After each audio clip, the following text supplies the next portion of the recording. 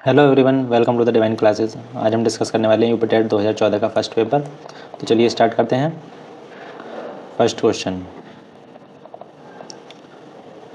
किन्हीं दो परिमेय संख्याओं के बीच क्या होता है? कोई परिमेय संख्या नहीं होती है, कोई केवल एक परिमेय संख्या होती है, या अनंत परिमेय संख्याएं होती हैं, केवल एक परिमेय संख्या और कोई अपरिमेय संख्या नहीं होती। ठीक है, तो हमेशा याद रखना है कि दो परिमेय संख्याओं, परिमेय मतलब रेशनल नंबर के बीच कितनी परिमेय संख्या होती हैं? अनंत। ठीक है, तो ऑप्शन सी करेक्ट हो जाएगा। नेक्स्ट, यदि 65 और 117 का मैस है, 65 m माइनस 117 के रूप में दर्शाने योग्य हो तो m का मान। तो पहले इसका HCF निकाल लेते हैं। मैस है 65 के फैक्टराइज करेंगे तो 13 5 जा 117 के करेंगे तो 13 मल्टीप्लाई बाय 9, 13 9 जा 117 होता है। तो इनका HCF कितना आ जाएगा? 13 कॉमन है दोनों में, तो इनका HCF कितना आ जाएगा? 13, और वो किसके बराबर दिया हुआ मैं? 65 m माइनस 117। ठीक है, माइनस का इधर आ जाएगा, प्लस में आ जाएगा। 13 plus 117 is equal to 65 m। तो कितना हो जाएगा? दोनों को प्लस करेंगे तो 130 इंटू 65 m, 65 से कैंसिल करेंगे तो 2 टाइम्स होगा, तो m की वैल्यू कितनी आ जाएगी? 2। तो ऑप्शन बी करेक्ट हो जाएगा। ठीक है, नेक्स्ट क्वेश्चन, एक परिमेय संख्या 5/19 व उसके योज्य प्रतिलोम। योज्य प्रतिलोम मतलब योगात्मक प्रतिलोम। और योगात्मक प्रतिलोम क्या होता है? बस कुछ नहीं होता, बस इसी में माइनस की मल्टीप्लाई और कर देनी है कि गुणनफल का गुणात्मक प्रतिलोम होगा। तो 5/19 का योज्य या योगात्मक प्रतिलोम क्या होगा? 5/19 माइनस के 5/19। अब बोला इसके गुणनफल, तो इनका गुणनफल मतलब इन दोनों की मल्टीप्लाई करनी है। तो कितना हो जाएगा? -25/19, 19 जा 361 का गुणात्मक प्रतिलोम। अब इसका गुणात्मक प्रतिलोम निकालना। गुणात्मक प्रतिलोम के लिए करना पड़ता था हमें, बस जो नीचे वाला है उसको ऊपर ले जाना था, जो ऊपर वाला है उसको नीचे। तो माइनस तो ऐसे ही रहेगा, तो 361 ऊपर चला जाएगा और 25 नीचे आ जाएगा। तो ऑप्शन ए करेक्ट हो जाएगा, माइनस के 361/25। Next, 5.47 into 5.47 minus 4.53 multiply by 4.53 upon 0.94 का सरलीकृत मान। ठीक है, इसका सिंप्लीफिकेशन करके बताना है कि इसकी वैल्यू कितनी आएगी। तो इसको लिख सकते हैं ऐसे 5.47 का स्क्वायर 2 बार मल्टीप्लाई में, और इसको लिख सकते हैं 4.53 का स्क्वायर और नीचे 0.94। तो ये क्या होगा? ए स्क्वायर माइनस बी स्क्वायर। तो ए स्क्वायर माइनस बी स्क्वायर का क्या फॉर्मूला होता है? ए स्क्वायर माइनस बी स्क्वायर होता है ए माइनस बी और ए प्लस बी। ठीक है, एक बार इन दोनों को माइनस कर दीजिए, एक बार प्लस। तो 5.47 माइनस 4.53 और दूसरा कितना हो जाएगा? 5.47 माइनस प्लस 4.53 और अपॉन में कितना आएगा? 0.94। ठीक है, तो एक बार इन दोनों को प्लस कर देते हैं। 5.47 और 4.53, तो 7 + 3 10, कैरी 1 4 और 5 9 और कैरी 10 हो जाएगा। फिर से 4 + 5 9 और 1 10। तो प्लस वाले के प्लेस पे कितना आ जाएगा? 10, और एक बार माइनस कर लेते हैं। 5.47 और 4.53, 7 में से 3 4, यहाँ 4 है तो एक कैरी ले लेंगे 14, 14 में से 5 9, और यहाँ 4 बचेगा, 4 में से 4 0। ठीक है, तो कितना हो जाएगा? 0.94 अपॉन 0.94। तो 0.94 तो 0.94 कैंसिल, तो कितना बचा? 10। तो इसका जो सिंप्लीफाइड करके कितना आंसर आएगा? 10। तो ऑप्शन ए करेक्ट हो जाएगा। नेक्स्ट, ए की मासिक आय बी की मासिक आय से 20% अधिक है और बी की मासिक आय सी की आय का 30% है। यदि इन तीनों का सम्मिलित प्रति माह आय 74,700 हो तो सी की आयु। ठीक है, तो ए बी और सी, तो सी की आयु मान लेते हैं एक्स। तो ए बी की कितनी हो जाएगी? इसका 30%, तो एक्स का 30%। तो एक जीरो से एक जीरो कैंसिल, तो हो जाएगा 3x/10। अब ए की मासिक आय कितनी है? बी की आय से 20% अधिक है, तो बी की कितनी है? 3x/10, तो इससे 20% और अधिक है, तो 20% कितना हो जाएगा इसका? एक जीरो से एक जीरो कैंसिल, तो ये तो जाएगा 3x/10 प्लस 6x/100। तो इनका एलसीएम कितना आ जाएगा? 100। तो ये कितना बचेगा? 100 से 10 के ऊपर मल्टीप्लाई 30 x प्लस 60x, तो कितना हो जाएगा? 36x/100। तो 2 से कैंसिल कर लेंगे तो बचेगा 18x, और 100 को 2 से करेंगे तो 50। ठीक है, तो ए की आय हो गई है। अब इन तीनों की सम्मिलित मतलब मिलाकर जो प्रतिमाह आय कितनी है? 74,700। तो ए की कितनी है? 18x/50। बी की कितनी है? 3x/10 और सी की कितनी है? x। तो किसके बराबर है? 74,700 रुपये के। ठीक है। अब इसके नीचे कुछ नहीं तो 1 मान लेते हैं। इन तीनों का एलसीएम 50, 10 और 1 का कितना आ जाएगा, 50 ही आएगा। 50 से 50 कैंसिल तो ये 18x ही आ जाएगा। 10 से 5 टाइम होगा तो 5 के ऊपर मल्टीप्लाई तो 5 3 से 15x और ये पूरा 50 ही आ जाएगा, 50x, क्योंकि 1 से डिवाइड करेंगे तो 50 टाइम 50 के ऊपर मल्टीप्लाई कर देंगे तो हो जाएगा 74700। ये 50 इधर जाएगा मल्टीप्लाई में चला जाएगा और इन दोनों को प्लस कर लीजिए। 18 और 15 33x plus 50x is equal to 74700 and multiply by 50। तो कितना हो जाएगा 33 और 50 83x is equal to 74700 multiply by 50। अब ये 83 इधर डिवाइड में चला जाएगा अभी मल्टीप्लाई में, तो यहाँ सिर्फ x बचेगा तो 74700 मल्टीप्लाई बाय 50 अपॉन 83। ठीक है, तो 83 से कैंसिल करेंगे तो 747 9 टाइम्स होगा और 2 0, तो कितना बचेगा 900 मल्टीप्लाई बाय 50, तो 9 5 से 45 और 3 0 आ जाएंगे। ठीक है, एक्स की वैल्यू। और एक्स क्या था, सी की मंथली इनकम, मासिक आय। तो हमसे क्वेश्चन में ये तो पूछा सी की आय कितनी है, तो कितनी आई 45,000 मतलब 45,000, तो ऑप्शन बी करेक्ट हो जाएगा। नेक्स्ट, एक झील की लंबाई और चौड़ाई क्रम से 40 मीटर तथा 10 मीटर हो तथा इसमें 1200 घन मीटर पानी है। तो झील की गहराई 1200 घन मीटर पानी है, हम पानी किस में हम मेजर करते हैं, वॉल्यूम में। तो ये क्या दिया हुआ है, वॉल्यूम दिया हुआ है झील का। ठीक है, तो वॉल्यूम क्या होता है, लंबाई गुणा चौड़ाई गुणा ऊंचाई। ठीक है, वो किसके बराबर है 1200, और लंबाई कितनी दी हुई है 40, चौड़ाई 10 एंड हाइट बतानी है हमें 1 2 2 0 से 2 0 कैंसिल, 4 3 से 12, तो एच की वैल्यू कितनी आ जाएगी 3 मीटर। तो उसकी गहराई कितनी हो जाएगी, गहराई हम ऊंचाई कह सकते हैं 3 मीटर, तो ऑप्शन सी करेक्ट हो जाएगा। नेक्स्ट,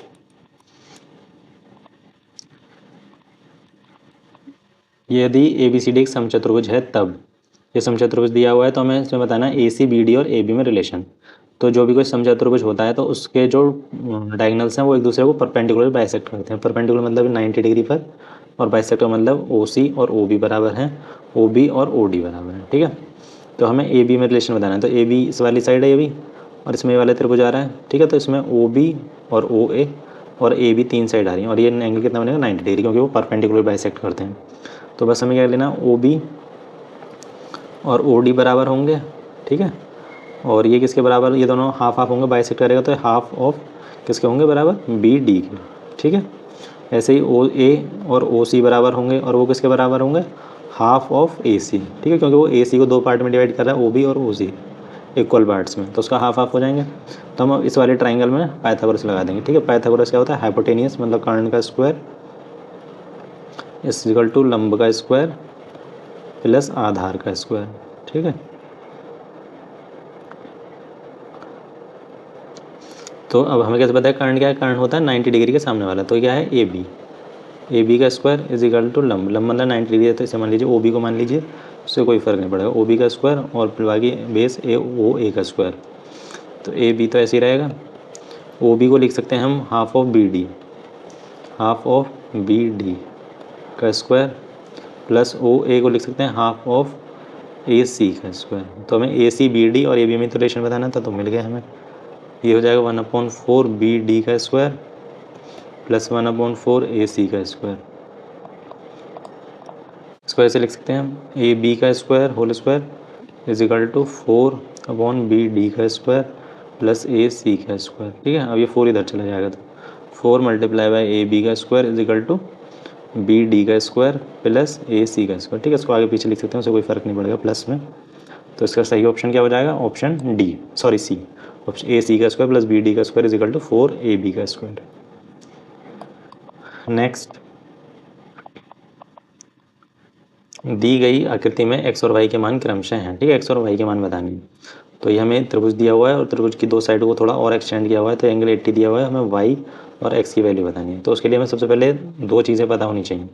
पहली क्या, कि कभी भी 2 लाइन इंटरसेक्ट कर रही हैं, चाहे वो कैसी भी हों। ठीक है, तो उनके जो सामने वाले एंगल होते हैं, इसके सामने वाले एंगल, ठीक है, इन्हें बोलते हैं वर्टिकली अपोजिट एंगल। ठीक है, तो ये हमेशा बराबर होते हैं, ये हमेशा इसके बराबर होगा और ये वाला हमेशा अपने सामने वाले के बराबर होगा। ठीक है, अब यहाँ देखिए ए ई और बी डी, ये 2 लाइन इंटरसेक्ट कर दी हैं पॉइंट ई पर, तो इसके 80 किसके सामने है, वाई के सामने, तो वाई की वैल्यू कितनी हो जाएगी 80, क्योंकि ये दोनों वर्टिकली अपोजिट एंगल हैं। ठीक है, वाई की वैल्यू मिल गई 80। और दूसरी प्रॉपर्टी है कि किसी भी त्रिभुज के तीनों कोणों का योग 180 होता है। तो 180 कर दीजिए ABC में 50 degree plus x plus Y is equal to 180 degree. तो 50 प्लस एक्स की वैल्यू निकालनी है हमें, y की वैल्यू कितनी है 80 इज इक्वल टू 180। तो x की वैल्यू कितनी आ जाएगी 180 और 50 और 80 कितना रहेगा 130, दूसरी तरफ जाएगा तो माइनस में जाएगा 130। तो x की वैल्यू कितनी रहेगी 180 में से 130 माइनस कर देंगे तो 50 डिग्री रहेगी। तो x की वैल्यू 50 और y की वैल्यू 80। तो कौन सा ऑप्शन सही हो जाएगा, ऑप्शन ए करेक्ट हो जाएगा। ठीक है, 50 एंड 80 डिग्री। नेक्स्ट, एक एलिवेटर किसी खदान में 9 मीटर प्रति मिनट की गति से उतरता है। यदि एलिवेटर ज़मीन के स्तर से 10 मीटर ऊंचाई से उतरता है तो 350 मीटर उतरने में, ठीक है, ये में कितना समय लगेगा ये बताना है। तो ज़मीन का स्तर मान लेते हैं ये, ठीक है, ये ज़मीन है, वो ज़मीन से 10 मीटर ऊंचाई से उतर रहा है, मतलब यहाँ से उतर रहा है, और तो उसे 350 मीटर, तो ज़मीन से नीचे 350 मीटर और उतरना है, तो उसे कितना समय लगेगा। तो टोटल उसे कितना उतरना है 360, ठीक है, यहाँ से काउंट करेंगे क्योंकि टोटल उतरने में कितना समय लगेगा वो बताना है। तो वो 6 मीटर प्रति मिनट, इसका क्या मतलब है, इसका मतलब है कि वो 6 मीटर कितने में उतर रहा है 1 मिनट में। ठीक है, तो 1 मीटर कितने में उतरेगा 1/6 मिनट में। ठीक है, और हमें पता करना है 360 का, 360 मीटर, तो 360 की मल्टीप्लाई कर दीजिए दोनों तरफ 360, तो 6 से कैंसिल करेंगे 60 टाइम 60 मिनट में, 60 मिनट मतलब 1 आवर में। ठीक है, 1 आवर में वो उतर पाएगा, तो 1 आवर मतलब ऑप्शन सी करेक्ट हो जाएगा। नेक्स्ट, दो संख्याओं का महत्तम समावर्त 35 और उनका लघुत्तम समावर्त 525 है। यदि उनमें से एक संख्या 175 है तो दूसरी बताइए। ठीक है, तो ये रिलेशन होता है HCF into LCM is equal to first number multiply by second number. तो HCF कितना है 35 और LCM है 525 और एक नंबर दिया हमें 175 और सेकंड निकालना है, तो सेकंड को मान लीजिए y है। तो 35 से 175 को कैंसिल करेंगे तो 5 टाइम्स होगा, और 5 को इससे कैंसिल करते 5 1 5 ना जाने की 0, 5 5 जब 25। तो y की वैल्यू मतलब दूसरी संख्या क्या आ जाएगी 105 105। तो ऑप्शन डी करेक्ट हो जाएगा। नेक्स्ट, यदि कोई राशि 5% वार्षिक साधारण ब्याज की दर से 6 वर्षों में 2600 रुपये हो जाती है तो राशि, ठीक है, तो कोई राशि मान लेते हैं P है, तो वो 5% की दर से 6 सालों में कितनी हो जाती है 2600 हो जाती है। ठीक है, तो उस पर साधारण ब्याज की दर से हो रही है तो उस पर साधारण ब्याज कितना लगा होगा, सिंपल इंटरेस्ट जो टोटल अमाउंट है उसमें से माइनस कर देंगे हम क्या, प्रिंसिपल, जो हमारा बेस प्रिंसिपल था, मूलधन था, तो वो पता चल जाएगा हमें कि कितना उस पर इंटरेस्ट लगा, सिंपल इंटरेस्ट। और सिंपल इंटरेस्ट किसके बराबर होता है, principal into rate of interest into time upon 100 के बराबर। ठीक है, तो इसे बस सॉल्व कर लेना, 2600 माइनस P और प्रिंसिपल हमने P माना, रेट ऑफ इंटरेस्ट है 5%, टाइम है 6 वर्ष अपॉन 100, 5 से कैंसिल करेंगे कितना हो जाएगा 20 टाइम्स, 2 3 जा 2 से 10 टाइम्स। ठीक है, तो 10 की इधर मल्टीप्लाई हो जाएगी तो कितना हो जाएगा 26,000 minus 10P is equal to 3P। तो 26,000 इज इक्वल टू ये 10P इधर चला जाएगा तो 10P और 3P 13P हो जाएगा। तो 13 से कैंसिल कर देंगे, 13 2 जा 26 और 2 0 3 0, तो P की वैल्यू कितनी हो जाएगी 2000। तो हमसे यही तो पूछा था कि वह राशि क्या है, राशि मतलब मूलधन, तो वो कितने हैं 2000 रुपये, तो ऑप्शन सी करेक्ट हो जाएगा। नेक्स्ट, 10 मीटर प्रति सेकंड को किलोमीटर प्रति घंटे में बदलें। ठीक है, तो इसको दोनों तरीके से बता देता हूँ कि अगर मीटर प्रति सेकंड से किलोमीटर में चेंज करें, किलोमीटर प्रति घंटे से मीटर प्रति सेकंड में चेंज करें तो कैसे करते हैं। तो अगर सपोज कीजिए 1 किलोमीटर प्रति घंटा है तो उसको चेंज करेंगे मीटर किलोमीटर में चेंज करते हैं, तो 100 का 1000 से मल्टीप्लाई करते हैं, मतलब 1 किलोमीटर में 1000 मीटर होते हैं, और 1 घंटे में कितने सेकंड होते हैं, 1 घंटे में 60 मिनट होती हैं और 60 मिनट में 60 सेकंड होती हैं। तो 2 बार 60 की मल्टीप्लाई, तो 1 2 1 2 2 0 से 2 0 कैंसिल, 2 3 जा 2 5 जा, तो कितना बचा 5/6 3 जा 18 मीटर पर सेकंड। ठीक है, 1 किलोमीटर पर आवर की या 1 किलोमीटर प्रति घंटे की वैल्यू कितनी होती है 5/8 18 मीटर पर सेकंड। ठीक है, तो इसका क्या मतलब है, जब हमें किलोमीटर पर आवर को मीटर पर सेकंड में चेंज करना हो तो हमें मल्टीप्लाई कर देनी है 5/18 की। ठीक है, और इसका उल्टा करना हो तो क्या करेंगे, मीटर पर सेकंड से अगर हमें चेंज करना हो किलोमीटर पर आवर को में चेंज। ठीक है, या तो 5/18 से डिवाइड कर दीजिए, डिवाइड करेंगे तो फिर उसका उल्टा कर देंगे, या 18/5 की मल्टीप्लाई कर दीजिए। ठीक है, इसका मतलब भी डिवाइड है, क्योंकि डिवाइड करते हैं तो उसका रेसिप्रोकल कर देते हैं, मतलब डिनोमीटर को न्यूमरेटर और न्यूमरेटर को डिनोमीटर। तो बस इतना याद रखना है, अगर किलोमीटर प्रति घंटे से मीटर प्रति घंटे में जाना है तो 5/18 की मल्टीप्लाई करनी है, और मीटर प्रति सेकंड से किलोमीटर पर घंटे जाना है तो 18/5 से मल्टीप्लाई करनी है। हमें दिया 10 मीटर पर सेकंड, 10 मीटर पर सेकंड, तो हमें किलोमीटर में जाना है तो हमें करना पड़ेगा 18/5 की मल्टीप्लाई, तो किस में चेंज हो जाएगा, किलोमीटर पर आवर में। 5 से 10 2 टाइम्स, और 18 टू ज़ा 36 किलोमीटर पर आवर, तो इसकी वैल्यू कितनी रहेगी, 36 किलोमीटर पर आवर। तो ऑप्शन डी करेक्ट हो जाएगा। नेक्स्ट, चित्र में एंगल B = 70, ठीक है, एंगल C = 60, ठीक है, ई बी सी का मध्य बिंदु है, बी सी का मध्य बिंदु ये, ठीक है, तथा एफ ए बी का मध्य बिंदु है, एफ जो है ए बी का मध्य बिंदु है, ओके। तो एंगल एफ ई बी, तो मतलब ये वाला एंगल बताना है, ठीक है। तो सबसे पहले हमें ये पता होना चाहिए, अगर कोई भी ट्राइंगल है उसके किसी भी दो साइड, ए बी सी कोई ट्राइंगल है, इसके किसी भी दो साइड के मिड पॉइंट, सपोज कीजिए ए बी का मिड पॉइंट डी है और ए सी का मिड पॉइंट ई है, ठीक है, अगर इन दोनों के मिड पॉइंट को मिलाते हैं तो ये लाइन हमेशा तीसरी वाली साइड के, मतलब कि बी सी के पैरेलल हो जाएगी, ठीक है, ये दोनों लाइन पैरेलल हो जाएंगी, और इन दोनों लाइनों में रिलेशन होता है BC = हाफ ऑफ DE, मतलब कि जो ये लाइन होगी बीच वाली, ये आधी होगी नीचे वाली लाइन की, ठीक है।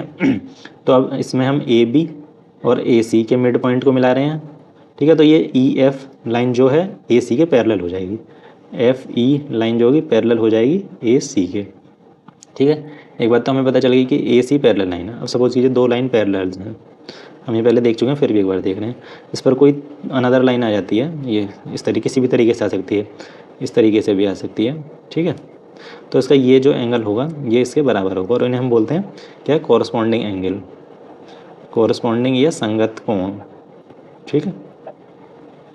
जैसे इस वाली लाइन की बात करें तो इसमें ये दोनों एंगल, या ये दोनों एंगल, या नीचे वाले के नीचे वाला, या इस वाले नीचे के ये वाले नीचे वाला, ठीक है, इसे भी कहते हैं कॉरस्पॉन्डिंग एंगल है। तो हम इसमें देखेंगे जो शेप दी हुई है क्वेश्चन में, तो ये दो लाइन पैरेलल्स हैं FE और AC, ठीक है, तो ये दो लाइन पैरेलल हैं, और इस पर कोई तीसरी साइड आ गई ये कट करके, ठीक है, तो इसके ये दोनों एंगल, ये किए और ये दोनों कैसे होंगे, कॉरस्पॉन्डिंग एंगल होंगे। कॉरस्पॉन्डिंग एंगल कैसे होते हैं, बराबर होते हैं, तो एंगल FEB की वैल्यू कितनी आ जाएगी, 60 डिग्री, ठीक है, तो ऑप्शन बी करेक्ट हो जाएगा, ठीक है।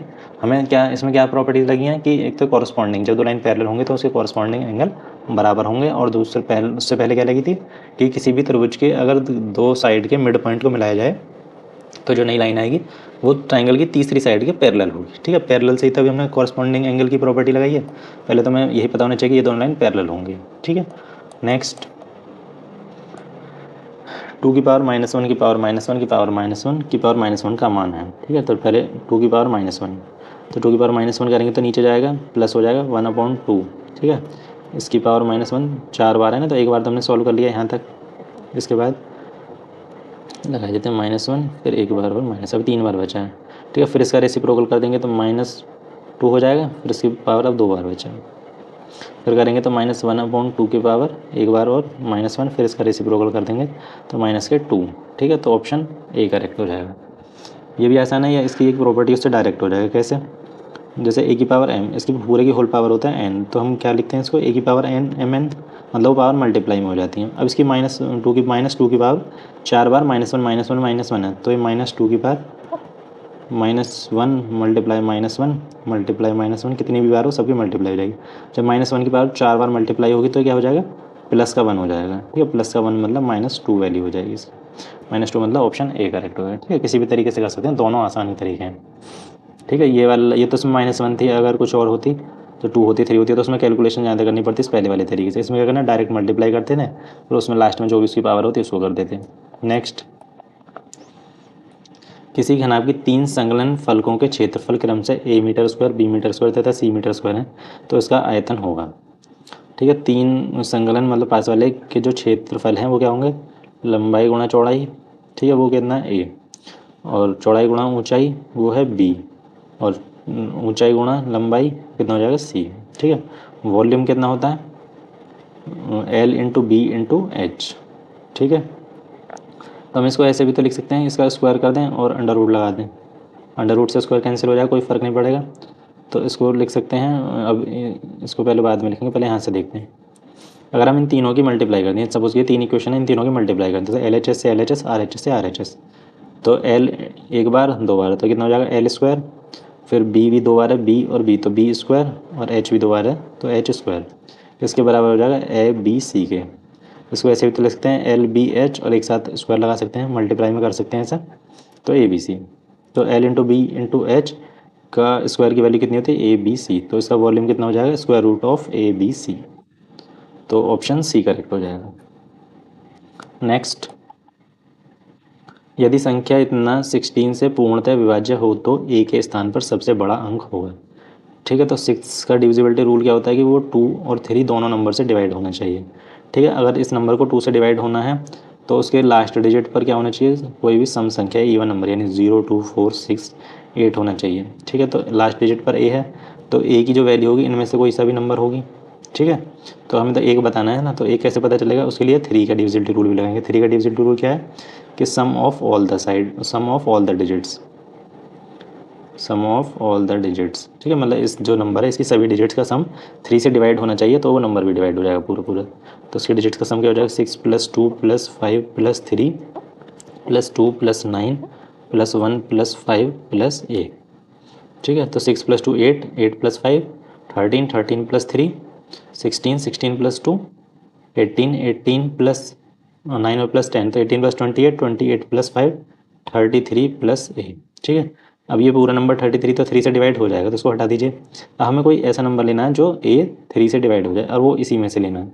ठीक है, तो इसमें से 0 हो सकता है, लेकिन 0 ऑप्शन में भी नहीं है, और उन्हें सबसे बड़ा बोला है 2। ठीक है, तो हमारे पास वैसे 2 ऑप्शन आएंगे, 0 और 6, इन 5 नंबरों में से देखा जाए तो। ठीक है, क्योंकि 2 भी 3 से डिवाइड नहीं होगा, 4 भी नहीं होगा, 6 हो जाएगा, 8 भी नहीं होगा। ठीक है, तो 0 और 6, अब उसने हमसे सबसे बड़ा पूछा है तो बड़े के लिए हम क्या करेंगे, उस 6 को ले लेंगे। ठीक है, 0 भी हो जाएगा, लेकिन बड़ा पूछा है तो 6 लेंगे, अगर छोटा पूछता है तो 0 लेते, तो ऑप्शन बी करेक्ट हो जाएगा। नेक्स्ट, प्रथम 5 धन ऋण मतलब अभाज्य, अभाज्य मतलब प्राइम संख्याओं का योग है। तो सबसे पहली 5 प्राइम संख्या क्या है, 2, 3, 5, 7 एंड 11। ठीक है, 2 + 3 5, 5 + 5 10, और 11 + 7 18, तो कितना हो जाएगा 28, तो ऑप्शन सी करेक्ट हो जाएगा। नेक्स्ट, जतिन और प्रिया के पास मिलाकर 41 रुपये हैं। जतिन के पैसे का 1/4 प्रिया के पैसों के 1/7 से 2 रुपये अधिक है, तो प्रिया के पास, तो जतिन के पास मान लेते हैं x रुपये हैं, और प्रिया के पास कितने बचेंगे 41 - x। तो जतिन के पैसे का 1/4, तो जतिन के पैसे x है तो उसका 1/4 x/4 हो जाएगा। प्रिया के पैसे 41 - x/7 से 2 रुपये अधिक है। ठीक है, ये जतिन के ज़्यादा हैं, तो हम क्या करेंगे, इसमें प्रिया के में 2 रुपये और ऐड कर देंगे, तो ये दोनों बराबर हो जाएंगे। ठीक है, तो x/4 इसे इधर लेंगे, 41 - x/7, इसका एलसीएम ले लेंगे, तो एलसीएम कितना आएगा 28। तो 4 7 जा 7 के ऊपर मल्टीप्लाई, 7 4 जा 4 के ऊपर मल्टीप्लाई करेंगे, तो 4 1 जा 4, 4 6 जा 16। अब ये माइनस और माइनस मिलकर प्लस हो जाएगा। ठीक है, तो 4x = 2। अब ये 28 राइट साइड में चला जाएगा मल्टीप्लाई में, तो 7x + 4x, तो ये हो जाएगा 11x - 164 = 56, 28 2 56, तो 11x = 56 + 164, तो 56 और 164 कितना हो जाएगा, 6 और 4 10, करीबन 5 और 6 11 1 12, करीब 220, तो 11x = 220, तो x की वैल्यू कितनी आ जाएगी 20, 11 से डिवाइड कर देंगे, 11 2 22 और एक 0 आ जाएगी, तो x की वैल्यू 20 आ गई। तो हमें बताना है कि प्रिया के पास, तो प्रिया के पास कितने रुपए थे 41 - x, तो 41 - x की वैल्यू 20, तो कितना बचेगा 21। ठीक है, 21 रुपये होंगे प्रिया के पास, तो ऑप्शन सी करेक्ट हो जाएगा। नेक्स्ट, एक वृत्त की परिधि 44 सेंटीमीटर है, तो इसका क्षेत्रफल, परिधि मतलब सरकमफेरेंस, वो कितनी होती है सर्किल की 2πr, वो इसके बराबर है 44 के, तो 2। ठीक है, क्षेत्रफल क्या होता है सर्किल का, वृत्त का πr², पाई की वैल्यू तो हमें पता है, बस r की और पता करनी है यहाँ से, तो 22/7 × r = 44, तो 22 से 44 2 टाइम्स, 2 से 2 कैंसिल, तो r की वैल्यू कितने जाएगी, r इधर चला जाएगा, तो r की वैल्यू जाएगी 7, तो 22/7 × r × r, तो r से r कैंसिल, 22 7 154 सेंटीमीटर स्क्वायर, तो इसका वृत्त का क्षेत्रफल कितना हो जाएगा 154 सेंटीमीटर स्क्वायर, मतलब ऑप्शन सी करेक्ट हो जाएगा। ठीक है, नेक्स्ट,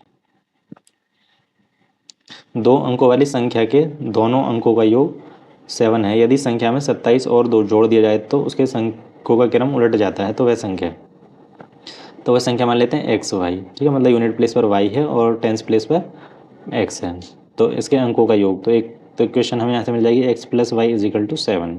ठीक है, अब अगर उसमें संख्या में 27 जोड़ दिया जाए, तो अगर हम इस संख्या को लिखना हो तो एक्स वाई नहीं लिखेंगे, इसे लिखेंगे 10x प्लस वाई। ठीक है, इसकी प्लेस वैल्यू के साथ अगर इसमें हमने 27 जोड़ दिया जाए तो उसका अंकों का क्रम बदल जाता है, अंकों का क्रम मतलब वाई एक्स हो जाता है, वाई एक्स मतलब 10y प्लस एक्स हो जाता है, तो वह संख्या क्या है, तो 10x प्लस वाई, इसको उधर ले आएंगे माइनस के 10y माइनस के x, और इस 27 को उधर भेज देंगे माइनस के 27, तो 10x में से एक x में गया तो 9x, और 10y में से एक y, तो माइनस के 9y is equal to minus के 27। तो 9 कॉमन ले सकते हैं, x माइनस वाई की वैल्यू कितनी आ जाएगी माइनस के 27, तो 9 से कैंसिल करेंगे 3 टाइम्स, तो x माइनस वाई की वैल्यू कितनी आ जाएगी माइनस के 3। ठीक है, दो इक्वेशन मिल गई, तो इन दोनों को सॉल्व कर लेंगे।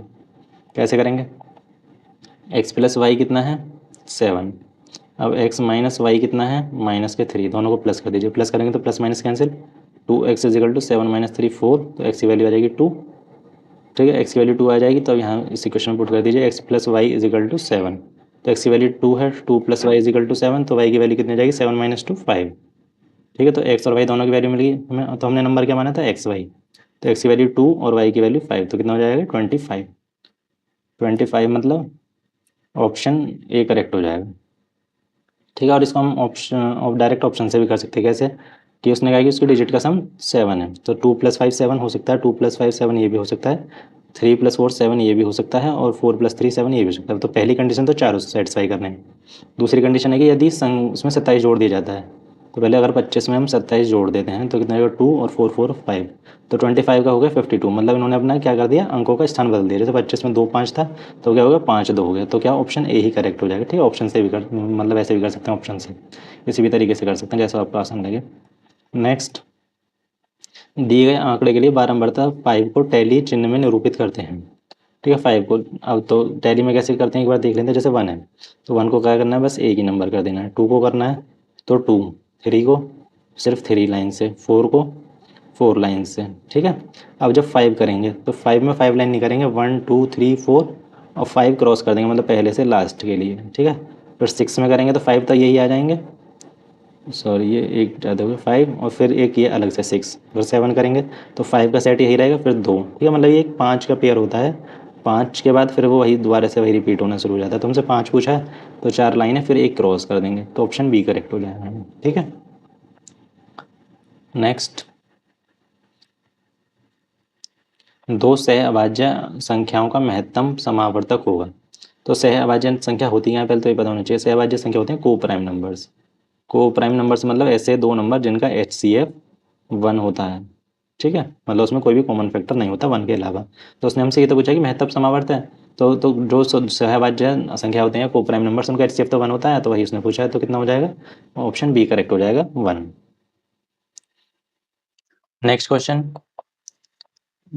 1715.271 में 7 के स्थानीय मानों का अंतर है। ठीक है, तो इसमें 7 कितने हैं, एक तो ये है और एक ही है, तो इनके स्थानीय मान। ठीक है, तो ये वाला 7 किस प्लेस पर है, 1 10 100। ठीक है, ये 100 प्लेस पर है, तो इसकी वैल्यू कितनी रहेगी 700, और ये है 10th और ये 100th का मतलब डिफरेंस निकालना, तो 7 मल्टीप्लाई बाय 1/100, तो इसकी वैल्यू कितनी जाएगी 7/100 इज इक्वल टू 0.07।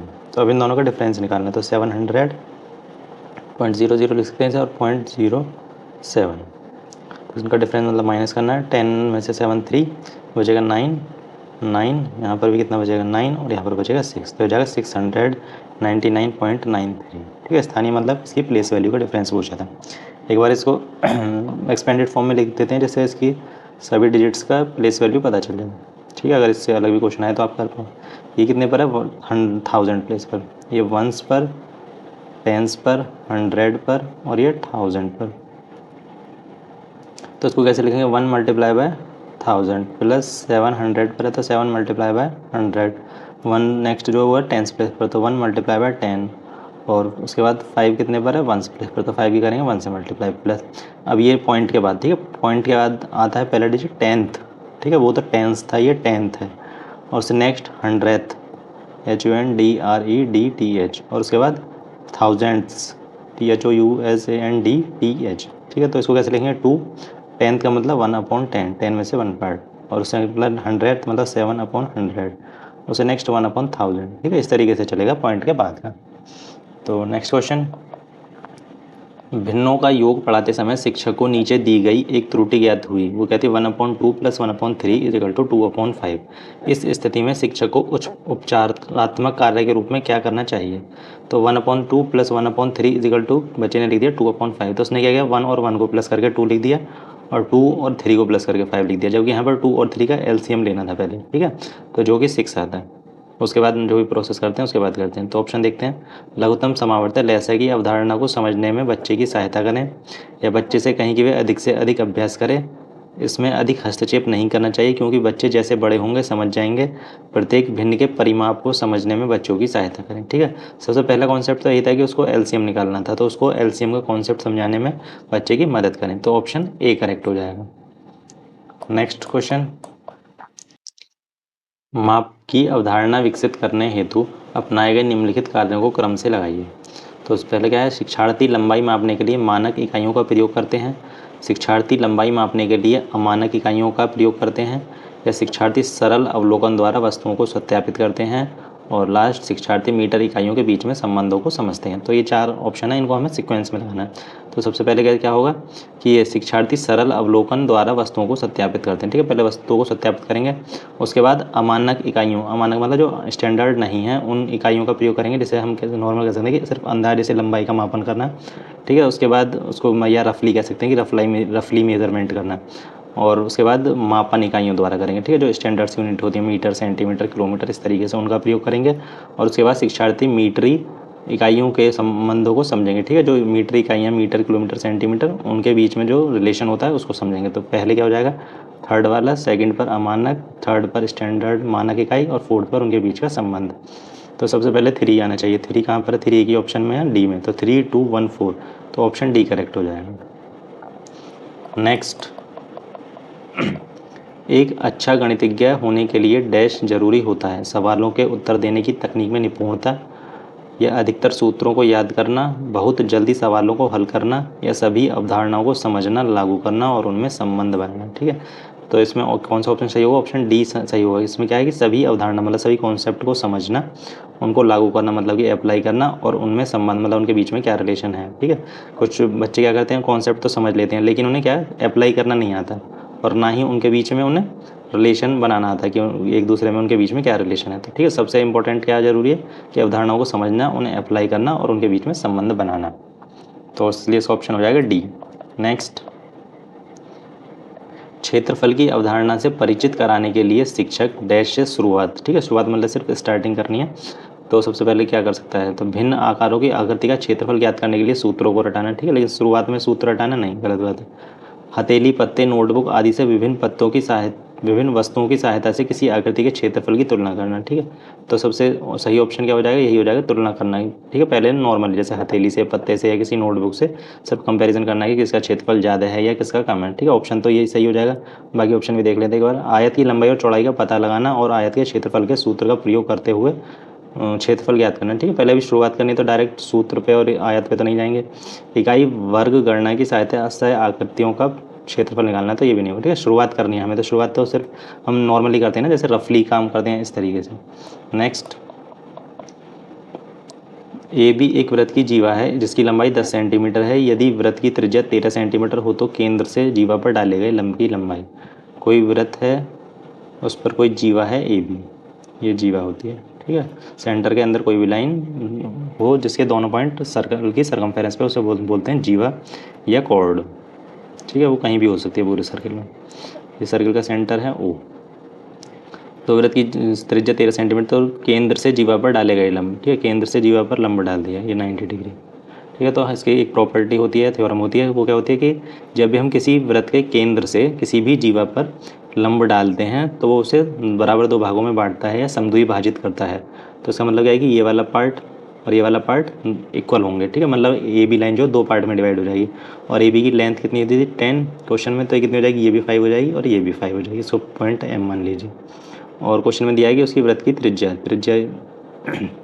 सेंटर से सर्कमफेरेंस तक की डिस्टेंस होती है त्रिज्या, तो वो कितनी दी हुई है 13। तो हमें डाले गए लंब की लंबाई मतलब ओ एम की वैल्यू निकालनी है।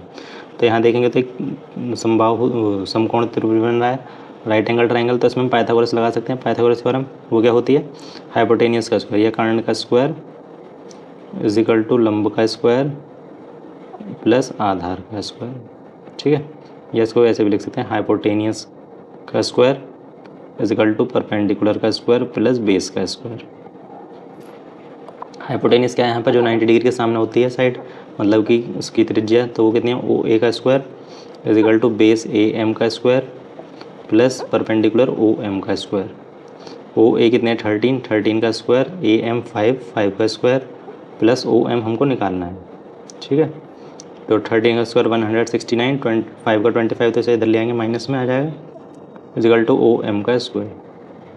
169 से 25 माइनस करेंगे तो बचेगा 144 ओ एम का स्क्वायर, और दोनों तरफ स्क्वायर रूट ले लेंगे तो ओ एम की वैल्यू कितनी आ जाएगी 12, ठीक है। 144 का स्क्वायर रूट होता है 12, तो इसकी वैल्यू कितनी आ जाएगी 12 सेंटीमीटर। तो ओ एम की वैल्यू 12 सेंटीमीटर, मतलब ऑप्शन ए सही हो जाएगा। नेक्स्ट, यदि किसी वर्ग के विकर्ण को दोगुना कर दिया जाए तो उसका क्षेत्रफल होगा, ठीक है। कोई वर्ग है, उसका ये विकर्ण है डी, ठीक है। तो उसका क्षेत्रफल क्या होता है वर्ग का, अगर विकर्ण की फॉर्म में बात करें तो डी स्क्वायर अपॉन 2, ठीक है। विकर्ण का स्क्वायर अपॉन 2, अगर उसमें कंडीशन देखिए वो दोगुना हो गया, ठीक है ना, तो नया क्षेत्रफल कितना आएगा, नया क्षेत्रफल is equal to D square upon 2 होता है, तो डी कितना हो गया, 2D हो गया, ठीक है, मतलब दोगुना कर दिया अपॉन 2, तो ये कितना हो गया 24D स्क्वायर अपॉन 2।